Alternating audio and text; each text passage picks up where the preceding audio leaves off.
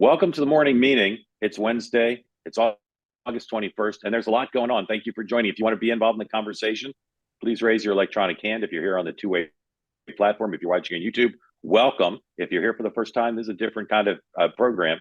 We're not here to fight. We're here for peace, love, and understanding. Sean Spicer, you may know him from the Trump White House, where he served as spokesperson.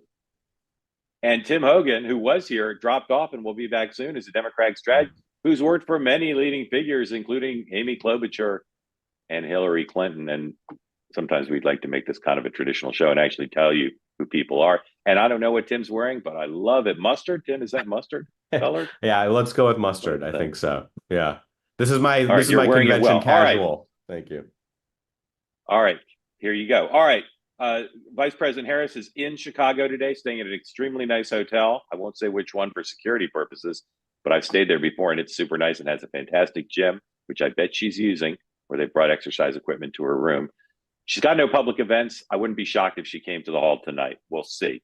In the hall tonight, of course, your marquee speakers are her running mate, Tim Walz, also Bill Clinton, who we'll talk a little bit about here, Speaker Pelosi, Pete Buttigieg. J.D. Vance and Donald Trump have a 2:00 event in North Carolina where they're going to talk about national security, the daily attempt of the Trump campaign to break through. Congressman Walz of Florida has a press availability here in my hotel today, as they do every day, to try to frame the narrative on that. Donald Trump just finished an interview with Hugh Hewitt. Best I can tell from my colleagues, nothing happened there, but we'll continue to monitor and bring you any of that if it's worth bringing to you. And that's it for the day book. So I want to talk quickly about, and again, if you'd like to get in the conversation, please raise your hand.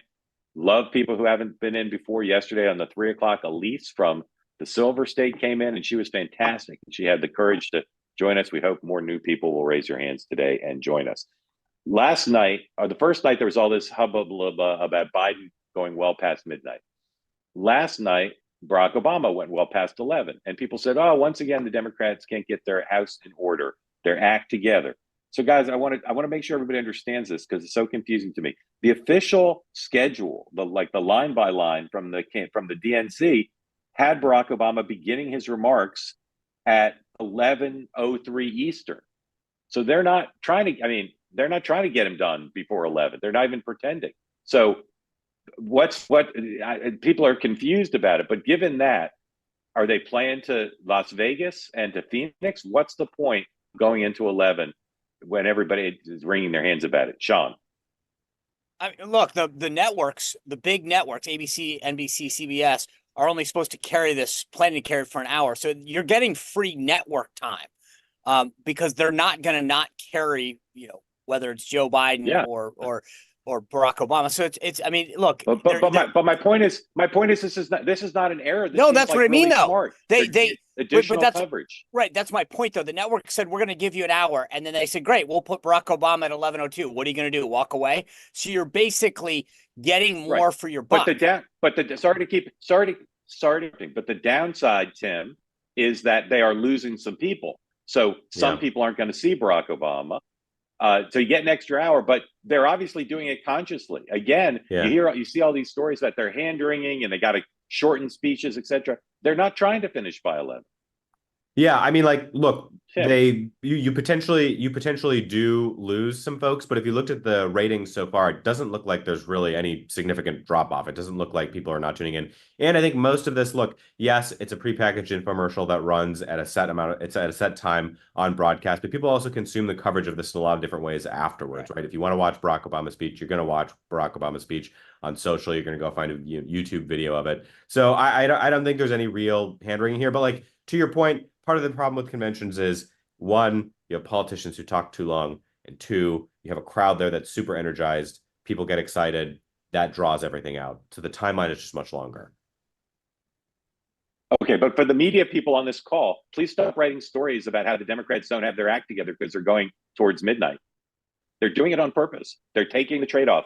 Some East Coast viewers going to sleep for an extra hour of time and playing to Las Vegas and Phoenix, which is a big part of this election. All right, we try to be forward-looking here, but let's look back real quick. Your short view, Tim first. Did night two work for real voters? Forget the people in the hall, forget the media, forget Brit Hume, who loved it on Fox afterwards. Did it work for swing voters in its messaging? I think it does in a couple of different ways. One, the overall frame of the Harris campaign, getting the Obamas out there, having them essentially say the next step in our movement. If you were excited about us, if you feel the hope that you felt back then and you feel it coming back now, it is with Kamala Harris. And I think there was a lot of lines from both of them that really break through. I think one, pleading with people to do something, telling people that hope is making a comeback. And I think earlier in the day, too, you also had some interesting programming that I think Democrats do a very good job with of finding Republicans who are able to get to the podium and make a compelling case to say it's okay to vote Democratic and also to be a little bit of a character witness on Donald Trump to create those permission structures for Republicans. So I think there's a lot of energy with the Obama speech. There was a very humanizing speech from Doug Emhoff talking about their family. He played that role and Republicans creating the permission structure for other Republicans to engage and see this as okay. So real quick, I'll tell you, Sean, the beginning of primetime, I thought was I was a huge fan of Chuck Schumer and Bernie Sanders. Bernie Sanders talking about elections and public funding. I was like, keep going, brother. Take the whole night. It warmed my heart how off message and off brand that was. That being said, I will say this. I thought the winner of the night was Doug Emhoff. For the 70+% of Americans who really don't know much about the vice president, I found his speech really good. He really, and I hate the word we're getting to, and I literally find it the most cringeworthy word, humanizing. I think he painted a picture of her for a lot of people who don't know her in a very compelling way. I disagree with it, obviously, but I thought that he was probably the most compelling speaker when it came to making a case for who she is as a person. He did a really, really good job. That being said, I'll just finish by saying this. Just to clarify, though, yeah, sorry. I would just say, I thought the Obamas did what the Obamas do. They got the base fired up. I don't think they won anyone over. But I think they both are really good at giving speeches, and they did what they were supposed to do. But my winner of the night was Doug Emhoff. I actually thought that he was funny. He was folksy. And here's the big word that I thought was, we've talked about this before. I thought he was authentic. I felt like I know that guy. And I thought he did a really good job. And if I were them, I would go back to him over and over again because it's less about politics, who she is as a person. And I thought he painted a very compelling picture. All right, Sean made a better case than me there. So I'll just take it from Sean. Yeah. Okay. Look, okay. The Obamas were the Rosetta Stone for the entire Democratic strategy in 3 words, not just for the convention, the whole campaign. Demonize and humanize. Demonize Trump, humanize her. If you look at the Democrats who've lost the election, Al Gore won the popular vote, but he did not take the presidency. They are demonized and they are not humanized. Mitt Romney, demonized, not humanized, right? The Republican task is to demonize her. Doug Emhoff, the reason why Brit Hume and Dana Perino and other people, the reason why they're praising his speech along with Sean is that you don't get better humanizing than that. And I know you hate the word, Sean, but humanizing is the whole thing. If she's humanized, if she's a 3-dimensional figure rather than a 2-dimensional figure, when the voters start to vote, I think she can't be beat. Yeah, and just to be clear, the reason I hate the word is that it insinuates that someone isn't human in the first place. I get your point, and I know what it is. I just don't like the word, right? There's a lot of words that people choose not to like. That's at the top of my list. Right. That being said, if we accept the definition, I agree with you. I mean, look, as I said, the Obamas do what the Obamas did. Do I think they moved the needle? No. Do I think they fired people up? Yes. I will say this. The thing that was so interesting, and I was intrigued that the press picked this up, at least some of the political analysis type folks, this jab as if they're not in charge right now. I found so funny. Hope is about to come back. We're about to turn the corner. And I'm like, you're in charge. You literally are. But I will say, does it break through, just on the question of very quickly, whether or not it breaks through and whether this, it matters to real voters, there is a successful framing there of making Trump feel old and making Kamala feel new. And she is threading that needle very well. Yeah. I did a poll overnight. It's 500 people in every battleground state. And the question was, who would you most like to have a glass of Manischewitz wine with? And Doug Emhoff won easily. That's a joke. All right. Going to your questions, please raise your hand. Raise your hand. I want to get a few more hands up, please. Sean, one quick question for you. How will Donald Trump react to being mocked by the Obamas? Brush it off? Get inside his head? How will he react to Yeah, he's going to brush it off. He's just going to focus on policy. that? Exactly. I mean, I look, think it's good. I think it's going to consume. I think it's going to consume him for a week. Well, I was going to say this, there was an analogy this morning that I saw that was pretty apt, which was this was reminiscent of the White House Correspondents' Dinner. And I think that we could expect a similar type response when Obama mocked him a little. Yeah.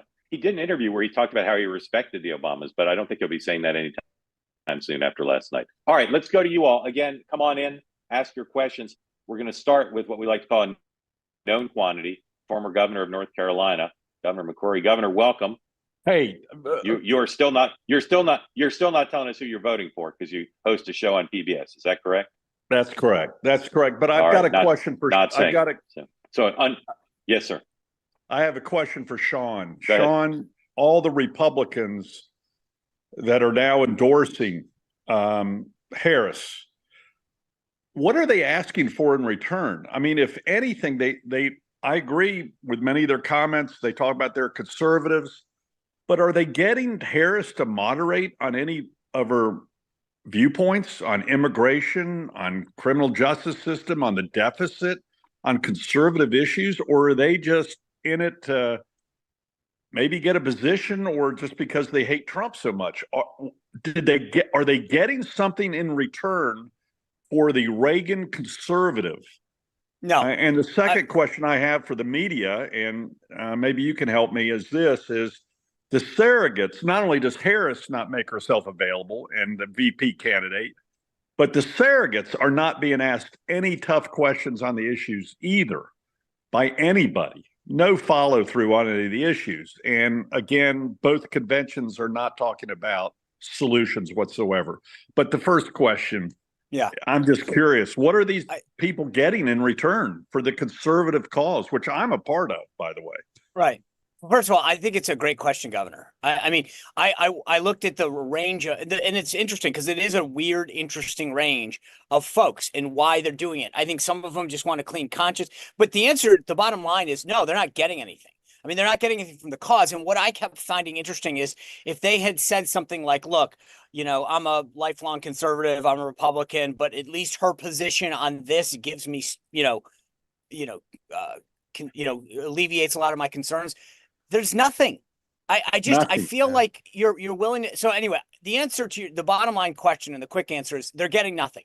I don't think they want to work for her. And I don't understand the long-term play because as you and I both know, long-term, this is sort of the unforgivable act. I think it's one thing to go into a voting booth and do it. It's another thing maybe to allude to it in years later. But to speak at a DNC, I don't see you're done in Republican politics. And not just in politics, but you can't go into like any kind of lobbying or whatever. And I'm not saying that's what they want to do, but I'm just saying that you've really put your stake in this. And then the other thing I'd say is I agree with you. I think it's funny watching these guys all the way down to the surrogates go on TV and nothing. I was actually, I would say, quasi proud of Axios this morning when they said that Waltz has a series of gaffes. They're not gaffes. Why is it a gaffe on the left when Biden misspeaks, when Walz consistently misrepresents all aspects of his life, and yet it's a gaffe there and it's a blatant lie on the right, right? So it is unbelievable the degree to which they're covering up the record, the actions, the statements, the mistruths, the lies of the left every single day. I will say this to conclude my comments, Mark. North Carolina's in play. I mean, Trump has come back here many, many times. The VP nominees have come back here. Harris has been here. So all those that were saying 2 months ago that North Carolina is not in play, it's been in play all along. And it's probably smart of the Democrats to make always has been. I think they've given up on North Carolina too early. They did in a Senate race. And I think it's going to be very, very tight in North Carolina. And I think they're playing those odds at this point in time. And Trump knows it. He's back again today. I'd be curious. Governor, thank you. Yeah, Agreed. I mean, I think there are people in the Trump orbit and the Harris orbit who think it's her best state of the four Sun Belts. And I think you'll see her there a lot. And again, big change overnight now. Democrats have enough money to not have to make any hard choices in the battleground states. They can fully fund, get at the vote, advertising, staffing. I don't know that Trump has that same position. And so North Carolina, he may not be able to fully fund. They may have to take some risks. Amy, thank you for joining. Tell everybody again where you're from, who you're supporting, and what's on your mind. Good morning. Thank you again so much for doing this. Sean, Tim, always great to see you. I am spending the summer with my parents on Michigan's Upper Peninsula with 242 residents total. And it's super to be here. And also, I have a lot of conversations because there's not that much going on. And I just wonder, here's what I'm finding. People like me in Virginia, which is where I live most of the time, care about affordable housing, paying early childhood teachers so that kids can go to school and be ready and be supported and get 2/3 of their nutrition. And that industry is cratering. And I just like, it's not going to make this week. I get it. But people around here, and reproductive health. People weirdly care about that up here. I mean, I do too, but I wasn't expecting it. So I just wonder, like, is there a way to message on that so people get that that's like one of her key, the things she's doing? She wants to break forward the supply of housing. I know that that's a hard thing to say, but it's important. So thank you. Amy, thank you. Tim, what do you think? No, I think, look, I think there's a couple of different ways to do that, right? I think the first stab that she took at economic policy addressed some of those things, right? Whether it's like the $6,000 expansion of a child tax credit for a newborn, or expanding the earned income tax credit, or down payment assistance for housing, or, asking, or, saying that there should be more housing constructed. I think there's a lot of different ways to come at it. And I just the feeling from the Trump side is mostly just like, well, didn't it feel better 4 years ago, without any actual substantive policy on any of that? So I think for people who are saying, oh, this is a vibes campaign, there's no actual substance to it. There's one campaign that's putting out actual white paper on issues like you just talked about. So I think rollouts help do that messaging. And I think on reproductive rights, that's like front and center. We saw that at the DNC. That's going to be like, an issue that continues to get hammered home. I mean, honest to God, the Harris white paper is a cut and paste of the Trump Vance policy, whether it's tax on tips, the $5,000 per child tax credit. But I would just say to Amy, hold on. And on the reproductive rights, I mean, maybe I'm missing something, but I think that has been front and center for the last 2 days. I'd be interested. Do you not see that coming through? Are they not doing it effectively, do you think? Or like, I feel like that's definitely, it's been both, emblazoned on the back. I've heard a lot of the speakers talk about it. Do you, as a voter, do you not see that coming through? I see it because I watch. Okay. And, the clerk at the Dollar General, maybe she's watching and not talking about it, but like, what would be the messaging strategy to get to her if she's not watching this week's convention? Because I think that the message is really important. Yeah. So look, I think we've all talked about this. The bottom line is a convention is only going to reach so many people just in terms of their lifestyle, et cetera, and plus interest. As I walk down the street, it's funny, last night my wife and I were walking the dog and you could just see into people's houses. And it was funny kind of going back and forth. You had, there were some sporting events on last night, and then it was going back and forth looking at the convention. I know a lot of my neighbors, so it was kind of interesting to see which ones had it on, which one didn't. I'm not spying on any of you if you're watching. But it was just fascinating. And so the answer to your question, I think that's why campaigns will use a variety of mail, digital, et cetera. Direct mail is obviously big for a lot of people who don't maybe, have a job where they can't access their phone all the time or watch television. But there's a lot of things. And to Mark's point earlier, there's going to be so much money that clerk at the Dollar General will, don't worry, they'll know on both sides. Yeah. Amy, thank you so much. Come back often. Harold, tell everybody where you are, who you're supporting in the race, and what's on your mind, please.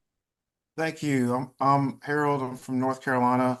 Glad to see my former governor on here earlier. I am supporting Donald Trump. But I guess my question is, I'm interested in what the DNC is saying. And I think one of the takeaways I took is that they're talking so much about Trump, but they're not talking about any issues. And it's not just Harris, but really even the speakers really didn't address the issues at the border. They didn't address the economy much. They didn't address inflation. And my concern is that Kamala Harris could be president. And so what is she going to do? And do you think that those issues of not really addressing the issues in the DNC, and maybe even Ms. Harris herself, do you think that that will affect the election at some point? Because I know they're riding this sort of high, but do you think at some point, a month or two from now, that will actually make a difference, that they haven't talked much about what they're going to do? I wish they would talk more about policy. I wish Trump would talk more about policy. And before I turn it to Tim, I'll just say her people are geniuses about knowing what the traffic will bear. How much press does she need to do? Can she do a gaggle every 3 days? And does that really take the steam out of getting in, having to do an interview? How much policy do they need to do? I think if Trump wins, they'll look back at their first policy and say, boy, that was a little too left wing. We tried to paint it as populist, and it was populist left, not populist center. I don't know how much more policy there'll be. I wish people were pressing everybody more, and on the Trump side too, because as much as they mock her for not having policy, they haven't put out very much policy either. I have no idea what Trump's second term agenda would be. And I, unlike most people, I don't rely on the Heritage Foundation to tell me. Tim. Yeah, I was going to say, wait, hold on, Mark, real quick. You may not like Yeah. the depth of it or whatever, but there is at least a policy tab on There's the Trump more. White House. There's much more. There's much more. But I have no idea what he'd implement, because I saw all the things he talked about as a candidate in 2016, and he implemented some and not others. So Trump has much That's more, but Trump. he's also been at it a lot longer. He's been at it. And Well, I I will know, say- but if he wins, it's the same Trump will be president. Tim. Look, I will just say also the Heritage Foundation praised Trump in his first term for implementing a bunch of their policies. So it's like I don't think there is a world in which won't go down the Project 2025 rabbit hole. You can totally dismiss that as something that's not going to be implemented. He doesn't care about policy. He gets in, he puts his people in, and then the folks who help build up staff go and execute a right-wing agenda that is in a playbook in Project 25. I won't go down that rabbit hole. But Mark, to your point, the Harris campaign is not going to spend the last 70-ish days of this campaign doing policy. I think the reality is there's always going to be an appetite in presidential campaigns for more policy. Maybe not on Hillary Clinton in 2016, because we put out a white paper like every other day. But that is not always the way that you win a presidential campaign. It is so much more about vision and momentum. And she can harken back to some things in the Biden administration, say we're going to continue or modify XYZ policy. She can do what she did last Friday, which is to, pick a bucket of policies to talk about. But I think this idea that a presidential campaign is dependent on we're talking about policy every day is just not reality. That's not how presidential campaigns are run or won. I think people can complain about it. The media can say, like, we need more, but they're never gonna be satiated. And I also don't think it's a good strategy. Harold, today, is Trump on track to win? It feels really tight in North Carolina. I mean, I don't, I know a lot of folks. Could Biden have won? Both sides. Could Joe Biden have North Carolina? No, Joe Biden would have lost North Carolina by a lot. Can Kamala Harris win North Carolina? I think it could be very close. I think it could be very. I mean, if I had to bet, I would still bet Trump wins North Carolina. If I had to bet, Yeah, but Hey, Harold, can I ask how big is the Yeah. gubernatorial race there? it is a big race. I Right. mean, I will tell you, I know Mark Robinson very well on the Republican side. So, but I think it's a different race than the presidential race. I mean, and our former Will Mark governor- Robinson help? Mark hurt Trump's chances of winning. No, I don't think he'll hurt. I don't think he'll hurt Trump's chances. You of don't? Will he help? The only chance Will he he help has, his chances of winning? I think the only chance he has is Trump doing well here. Right. That's the way I see it. Yeah. All right, I no think that's further right. questions. Harold, thank you. Come back regularly. Appreciate Yes, it, man. Thank you so much.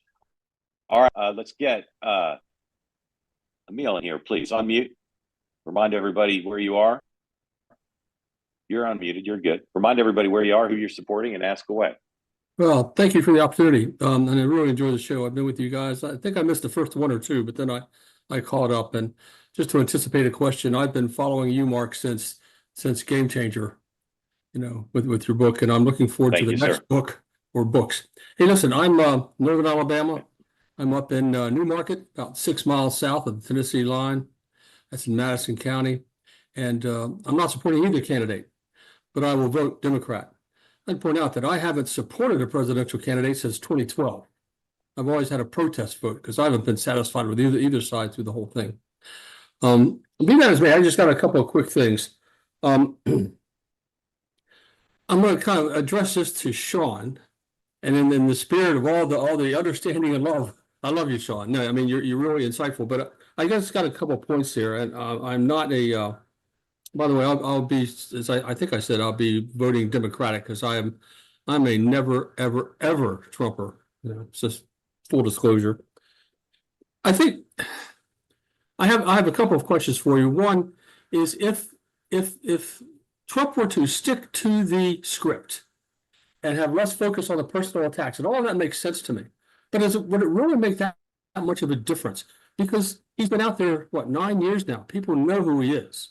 And so if he starts following the script, won't that in itself become a story? Will it really have an impact of, oh, he's changed? I Yeah, don't it's know a how great, that would work. it's a great question. I got to catch up because we got to end on time today. So Ah, thank you for that. We'll get your other questions in next time you come. You just want to say one more Okay. real quick. We'll answer Thank them you. both. Say one more real quick, like in 10 seconds or less, if you got another one. Okay, then the other one for Sean is you mentioned that Ross has a lot of lies, and I'm not going to challenge that. He probably does. But why isn't the right leaning, the right side of the news media, why aren't they covering it? Or are they covering it and I'm just missing it? Why aren't they? Because even Okay. like when you mentioned it, and I realize this Yep. is a Got it. forum, you're We not got getting it. specific. Yep. Okay, thank you. Thank you. Appreciate it. Thank you for joining. Sorry to interrupt you. We got to end on time. Sean, go ahead. Yeah, I would just say, Emerald, you're right. I mean, the point is Trump is Trump. He's not a politician. He's not traditional. He's authentic. And I think that's what people generally, why they gravitated him to the first place back in 2015. And so I agree with you. If he started giving teleprompter speeches and taking no questions, people would wonder what the heck's going on. It's the key is trying to figure out where that balance is. You know, and I think we've talked about this on the call. Some great suggestions have come out. You saw him do another long form conversation podcast yesterday. Again, I think they're going in that direction. That's helpful. I think the media will always gravitate to that one-off comment that he makes, though, and that's what Greg Kelly talks about all the time. I think he's right on that.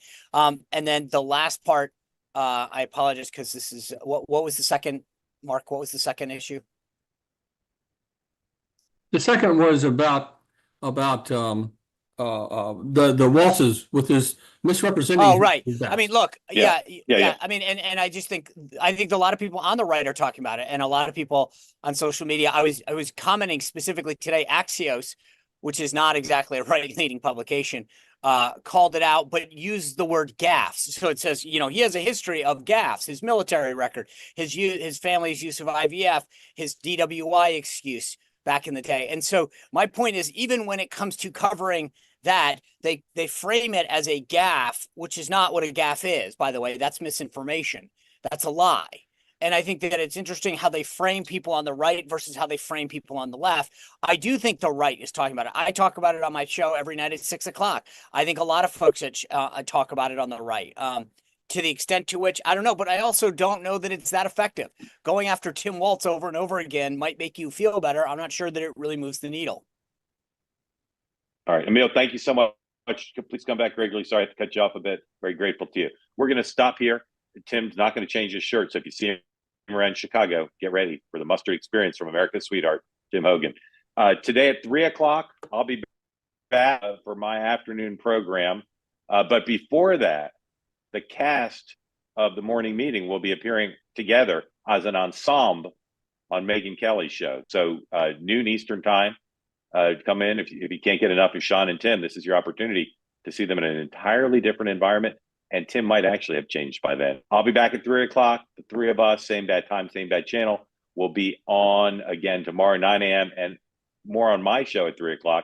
We're going to talk about polling, and we're going to show you a vintage Bill Clinton, Phil Donahue clip that will illustrate for you clearly why I always say about Bill Clinton, he can talk the owls down from the trees. Tim, Sean, until I see you on Megyn Kelly, I bid you adieu. Thanks, everybody, for tuning in.